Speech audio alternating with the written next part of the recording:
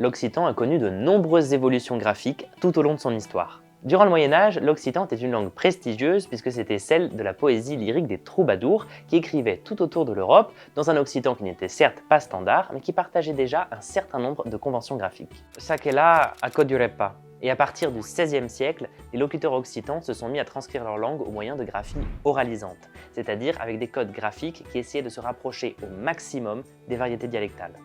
Au XIXe siècle, un groupe d'intellectuels provençaux, appelé le Félibrige, s'est mis en tête d'unifier la graphie des différents parlers occitans afin de redonner un élan à la production littéraire occitane.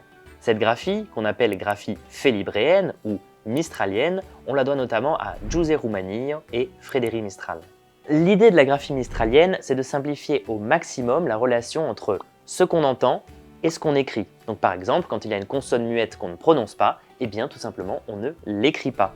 Et c'est la même chose pour les A finaux qui se prononcent comme des O, c'est écrit avec un O. Ma já que esta grafia é palasulo.